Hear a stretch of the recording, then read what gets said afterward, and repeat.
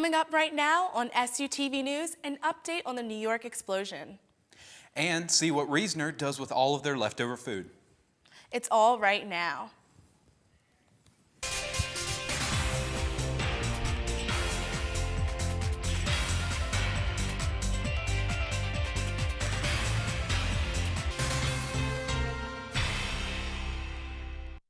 Hello and thanks for joining us once again on SUTV News. I'm John Schaefer. And I'm Lauren McQuay.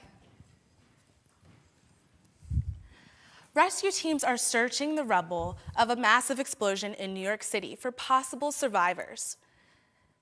Yesterday morning, 2 Harlem buildings were demolished after an explosion that was caused by a gas leak. The mayor says that the leak was discovered 15 minutes before the explosion. At least 7 people were killed and over 60 injured. At least 9 others are still missing. Hundreds of firefighters were called to the scene, and gas crews tore up roads to shut the gas lines off. Our prayers go out to the friends and families. The Food Recovery Program is a national organization that has been infiltrating college campuses since 2011. A group of social work majors have created a branch here at Shippensburg, and this past Friday was the inaugural recovery. Evan Jones has the story. Goes to waste in Shippensburg dining halls. Right now, we have about 120 pounds of healthy food that goes in the dumpster. But thanks to a group of 4 social work majors assigned to the Food Recovery Network for class, less food will go to waste. It's a project turned to passion.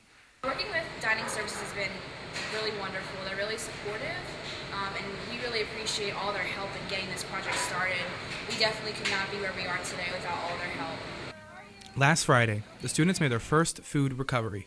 They took the leftover food from Reasoner's lunch to the Kitchen of Grace right here in Shippensburg. And it's just the beginning. And we're looking to definitely expand it to the campus and having some volunteers come in so that hopefully we can get this going more than one day a week. That would be the ultimate end goal. A goal in which students can help by simply not choosing to take food they don't really want. Evan Jones, SUTV News. Since September of 2011, almost 280,000 pounds of food have been recovered from dining halls at over 53 colleges across the country. The Shippensburg chapter will be looking for volunteers as they start to expand. Contact Christina Kwasmi at cq1845@ship.edu if you're interested in helping the cause. Attorney Christopher Negotiations and war stories gaining the edge in the courtroom and the living room on Tuesday at 3:30 in Dolphin 15. Diaz has been practicing law for more than 15 years and has acquired negotiations and conflict resolution skills through competitive speech. This program is free and open to the public. For more information, contact Dr. Misty L. Knight at mlknight@ship.edu. On Wednesday, March 26th, CNN correspondent and senior writer at ESPN, L.Z. Granderson, will present the keynote address at Shippensburg University's annual Day of Human Understanding. At 3:30 in the Cub NPR, Granderson will give his speech for this year's topic, Human Rights in the 21st Century. The Day of Understanding will begin at 8:30 a.m. and will continue until 8 p.m. The John L. Grove College of Business has racked up yet another award. U.S. News and World Report has listed the part-time professional MBA program as 208 of 450 graduate business schools. This Shippensburg program is the only one in the PA state system of higher education to earn a ranking. Congratulations to all faculty and staff on receiving this award. If you've gotten lost in the search for inner peace, one university program may be able to help. As Chandler Harris finds, maybe meditation is the answer. Spring semester, work is just piling up, and you might need a break. Try mindfulness meditation. Tomoko Grabowski will lead you in your journey to curiosity. You're going to be sitting and all you're doing is being curious and then being aware and noticing whatever comes. But by being, chances are you're going to get relaxed anyway. But when you're trying to get it, you won't get it. But when you're being, it'll kind of naturally arrives to you. According to Dr. Emma Sapala and her website, Many benefits can come from meditation, like a healthier heart and brain. SHIP student Michael F. Smith is a regular at SHIP's mindfulness meditation sessions, and he raves about the results. Each time meditating is a different experience. Mindfulness meditation is kind of a purposeful purposelessness, but the idea is that you bring attention to your thoughts without specifically focusing on achieving a goal. Author Raji Lakour put it best: respond, don't react. Listen, but don't talk. Think, but don't assume. That's meditation. Chandler Harris, SUTV. The Spiritual Center has mindful meditation sessions every Tuesday from noon to 1 p.m. Email Tomoko Grabowski with any questions at tkgrab@ship.edu. Don't blow away. Coming up next, Holly Harrar tells us just how windy it was today. And Metal Gear goes back in time for a new gaming scenario. We'll have a review of Metal Gear Solid 5 next. Promptly, 1 in 6 Americans will get sick from food poisoning this year. Check your steps at foodsafety.gov.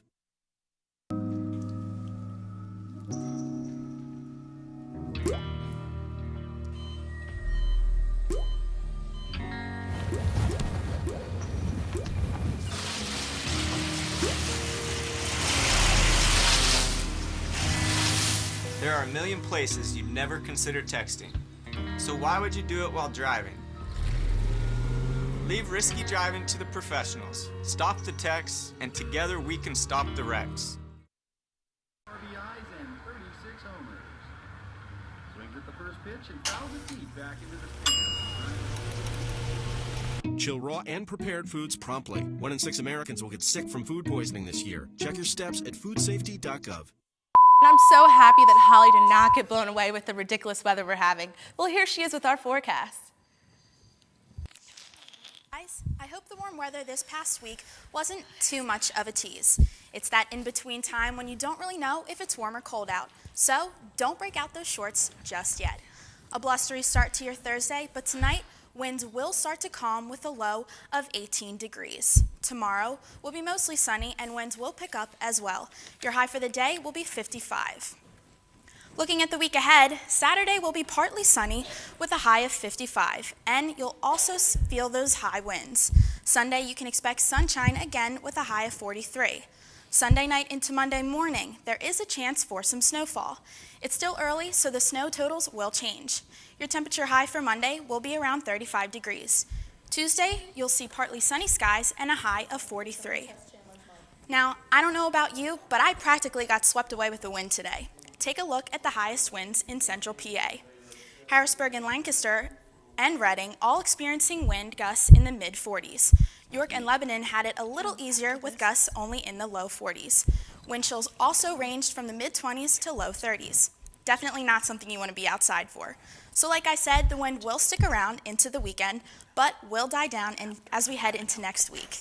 Now let's toss to Chandler Harris to tell us what insects are hitting the stage. Chandler?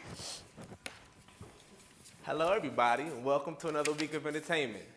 I know you guys are upset. We're going to be out of school for a little bit. That means no more schoolwork, no more studying, but I know you guys will get over it.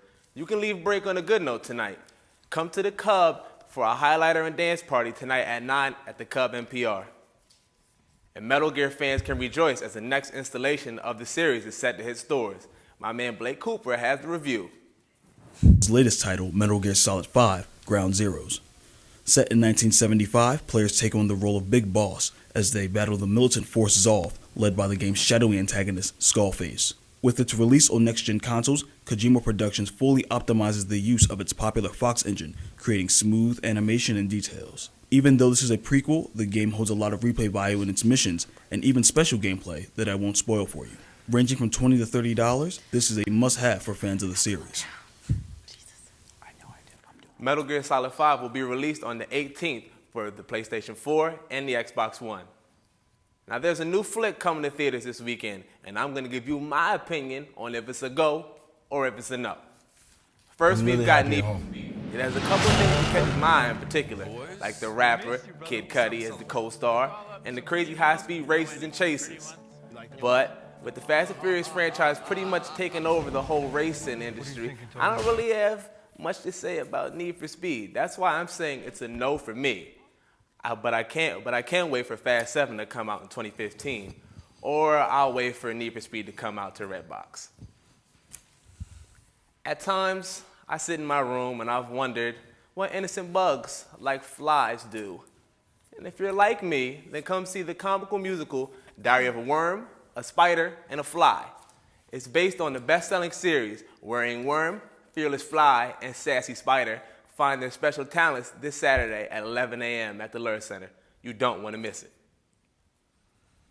Well, I know I have something to go do over break, because right in my hometown of Harrisburg, Pennsylvania, Dream Productions is hosting the second annual 717 Video Music Awards. Fans have voted on the best of the best music videos and films from this year around Harrisburg. They even have modeling and photography awards. Sadly, I don't model, so I'm up for no awards.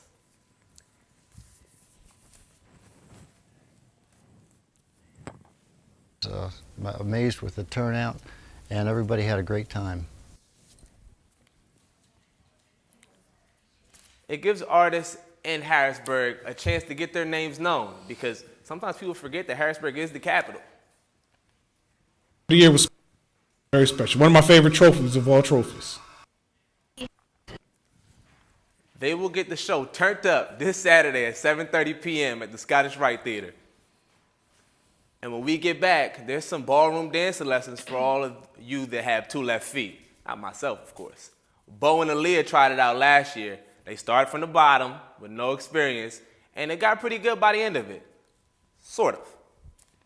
Beginner lessons are from March 24th at 6:30 and advanced lessons at 7:30. And the third timers come at 8:30. And there's much to look forward to after break. There's a powerful musical called Next to Normal, directed by Tyler Graybill and presented by Act 5 on April 4th. And then there's Machine Gun Kelly, as you guys know him as MGK. His concert's on April 5th. So that's it for entertainment this week, everybody. I'm Chandler Harris. But before I go, I wanted to shout out the song of the week. And it's coming from the West Side with love. It's Snoop Dogg with his song, Cadillacs.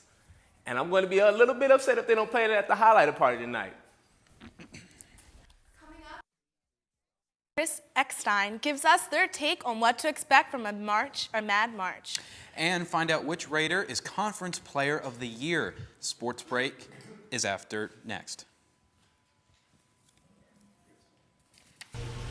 Chill raw and prepared foods promptly. 1 in 6 Americans will get sick from food poisoning this year. Check your steps at foodsafety.gov.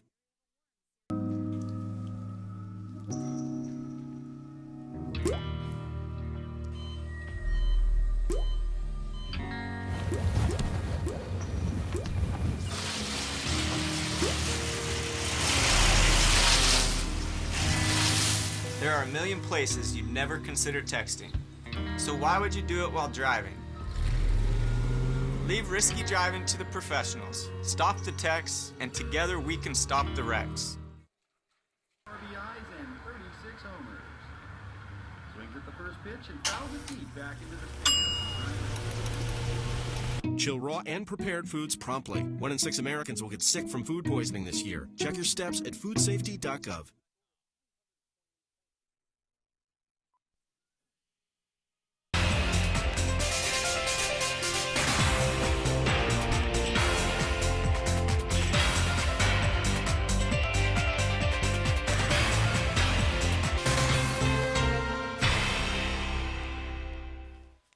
Lauren Gold became the second consecutive Raider to earn PSAC Freshman of the Year honors. Last year, of course, being Steph Nauer. Gold had 328 points this season and ranked among the top 25 scorers in the PSAC with 13.1 points per game. While being tied for third in both assists per game and assist to turnover ratio, Gold is tied for second in the PSAC with 116 assists. The freshman also led the conference in free throw percentage, shooting 90%. Gold went 153 for 170 at the line, which sits her 7th in Division II. Gold isn't the only standout player, as senior Sarah Strybuck and sophomore Steph Nauer earned all PSAC Eastern Division first team honors. Yesterday, senior swimmer Julie Brown had a chance to be another national champion. Brown swam in the 50-yard freestyle at the national championships for the 4th straight year. She finished 18th in the country and holds All-America honors with 7 school records. Despite the colder temperatures, spring sports have begun. The cross battled Merrimack on Sunday. Trey Kemble has the highlights. Chip trailing 3-1. Look at Sheila Johnson with the spin, and she beats the goalie to cut the deficit to 1. Ship started the second half with 4 straight goals. This one ties the game at 3. Gary Grenfell finds Kayla Dalzell, and she'll go low and score. Jumping ahead, Ship now leading 5-3. Watch the left side of the screen. Sheila Johnson gets a pass and buries the shot. Ship rides a 6-goal second half to an 8-6 victory. Trey Kemble, SU. The Raiders' next home game is against Edinburgh on March 22nd at 1 p.m. Come out and support. You know, buzzer beaters and Cinderella stories are a couple of must-haves for March Madness, right? A strong bracket never hurt either. Trey Kemble is with our own Chandler Harris and Chris Eckstein to talk bracketology. Fellas? We're all faced with that tough question yet again. How should I or you fill out your bracket? Hopefully, Chandler Harris and Chris Eckstein will be able to help you solve that debate. Chandler, let's start with you. Every year there are teams that seem to make miraculous runs. Yes. So who are your top 4 sleeper teams this year? Well, Trey and Chris, my first team is SMU, and you guys know them as Southern Methodist University. They've been playing great basketball as of late, and they had a big win against Cincinnati. And I think that they're going to be up and rising. So when you pick them, I think they're going to be pegged as like an 8 seed in the tournament. So your friends will be like, oh, how'd they pick SMU? And next, actually, I have Oklahoma State. They were pegged as about a preseason top 10 team, but then they had a horrible mid part of the season. And Marcus Smart, he came back from his suspension, like you guys know where he pushed. He pushed that person at Texas Tech, and then after that, they just went on that downward slide. But since he came back, they're on a 4-game win streak as well, and he's been averaging a shade under 20 points and 7 assists. So they're next on my list too. And then third team, who you guys think it is? You don't know? Okay. My third team is, I'm going with the Tennessee Volunteers. They have great length all throughout their team, you know, like from point guard to center, you know, like they can all switch off and guard multiple positions. So I think they're going to be a sneaky team to pick too. And last but not least, it's not really a sleeper team for most people because of their history of greatness, but I'm going with UNC. You guys know that their team is normally, you know, like a 1 seed, 2 seed, 3 seed, but this year they could slide in at a 5 seed and then they could go against a 12 seed. And then if they could get that route, I think they could storm right through the tournament and they could be led by James McAdoo, who needs to work on his free throw shooting if he wants his team to do well in the NCAA tournament. But him and Marcus Payton, they need to provide consistency and leadership for their team to lead it far into this NCAA tournament. And those are my 4 sleeper teams. All right, well, thank you, Chandler. Now, for every winner, there's a loser. Some teams seem to leave the dance floor a little bit earlier than they would have liked. So, Chris, now on to you. Who are your notable early exits this year? Well, Trey, I don't think my first one should come in as any surprise. The way they've been playing is Syracuse.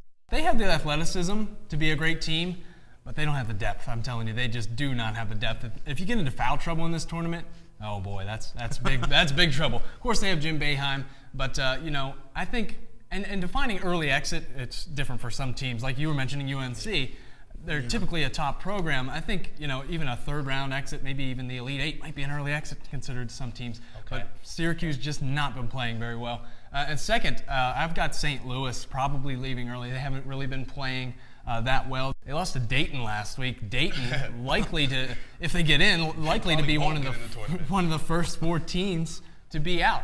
And next, after them, I would have to say Kentucky.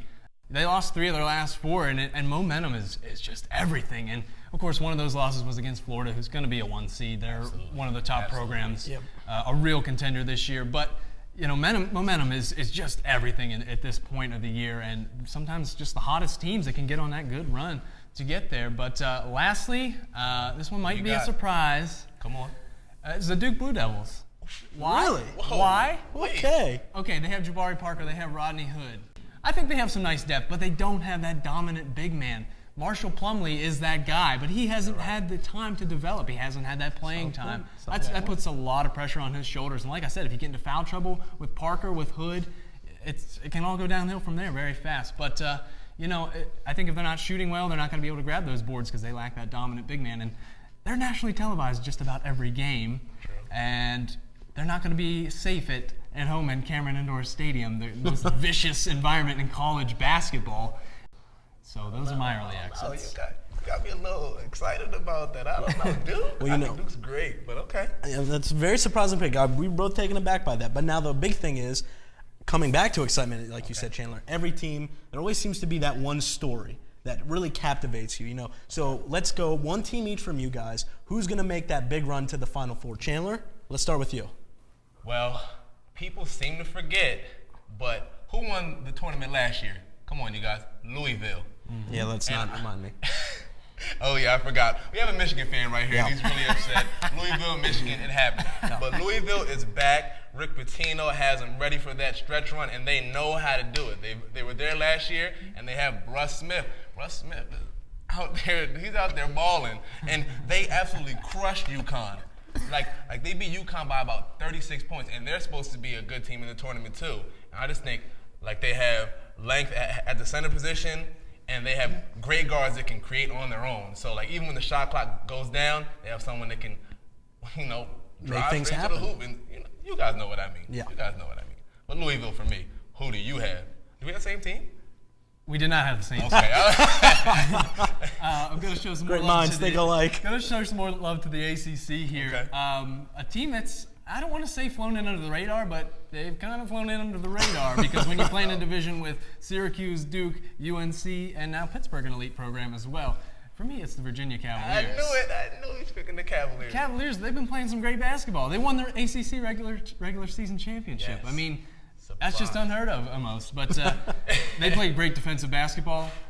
You know, beat Syracuse by almost about, 20 points recently, and they held them to 56 points. Yeah. I'm a firm believer that defense wins championships, guys. Absolutely. He who holds the chalk last wins. Absolutely. And so for me, I think, hey, watch out for the Cavaliers. They're a legit contender. All right. Well, thank you very much. Look out for the Cavaliers, as Chris said. Look out for Louisville Cardinals. You never know. A lot of teams doing really well. But, hey, hopefully that helps you solve your debate of how to fill out your bracket. That's all we've got here with the experts. Kyle, back to you. Thank you, gentlemen. And I hope you folks at home took good notes, because Warren Buffett is offering $1 billion. That's right, $1 billion to anyone with a perfect bracket. Well, that's it for sports this week. You know, following the SUTV News on the 27th, our next newscast, SUTV Sports will have a special thing on all things baseball and softball. The show is called At Bat. Now, back to you guys at the desk. That's it for SUTV News. I'm John Schaefer. And I'm Laura McQuay. Be sure to hit that like button on Facebook, as well as follow us on Twitter, and visit our page at SUTVnews.com.